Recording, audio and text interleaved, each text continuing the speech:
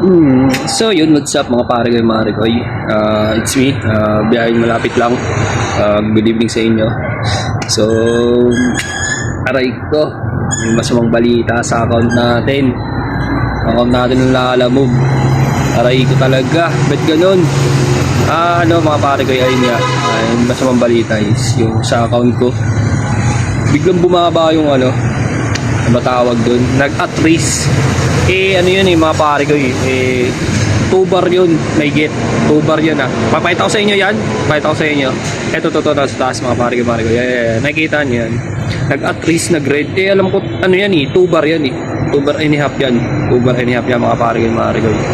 So hindi ko alam, may nagkaganon. Ito, kaka-open ko lang ngayon, itong video na yan, sakto. Bago ako mag-video, natinignan ko yung account ko sa lalamove. Ayun nga, ayan yung nangyari mga pare ko. Nag-at-risk. Hindi naman ako bumiyahe ng Friday, Saturday, tsaka Sunday. So ngayon ko lang tinignan, chinik ko lang yung account ko. So yun nga mga pare ko is, nakita ko, nagkagano na. Hindi ko alam kung bakit mga pare ko. Uy, lamok, laki. So, sorry. Ayun nga mga pare ko. Hindi ko alam bakit ganun pa mga pare ko. Nagkagano yung account ko. Ayan nakikita nyo ba yan? Sa taas. Nag-at-risk mga pare ko. So yun nga mga pare ko. Hindi ko alam tuloy kung bakit nagkagano. Hindi naman ako bumiyahe ng Friday, Saturday, tsaka Sunday.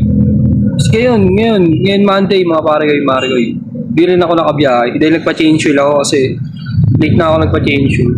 Kasi galing nga kami nung umalis kami ng girlfriend ko. Kami na Nueva Ecija. So umuwi din kami ng linggo. Umalis kami ng Sabado ng umaga. Siguro umalis kami 6 ganun. Umalis kami 6. Pa kami Nueva Ecija. So yun nga, pag uwi ko, biyahe kami. Tapos ngayon, Monday, kakabukas ko lang mga pare ko. Nagkaganyan na, nag-at-risk na. Ayan sa taas nag-drive. Wala, hindi mo na ako bumiyahe. Hindi ko naman ginamit yung apps ko.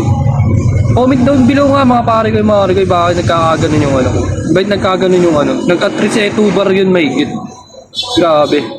Comment down below nga mga pare ko, lalo sa mga paps natin na lalamove yan, mga pare ko.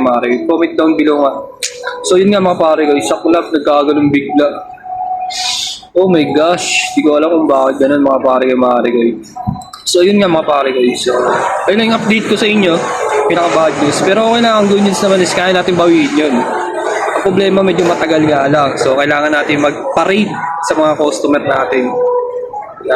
Parade tayo yung service natin sa lalamove, yung mga natin. So yun nga mga pare ko. So kailangan naman share ko lang. Yun lang mga pare ko. Sa mga hindi pa nakakanood ng mga video ko, mga pare ko, follow nyo ako sa social media account ko, sa Facebook at sa YouTube, yung biyaheng malapit lang. Mga pare ko, biyaheng malapit lang. Follow nyo yan at subscribe nyo yan mga pare ko sa YouTube at sa Facebook mga pare ko. Yun lang mga pare ko, update ko. Maraming salamat sa inyo. Magandang gabi. So 3, 2, 1, ops. See you sa susunod na vlog mga pare ko.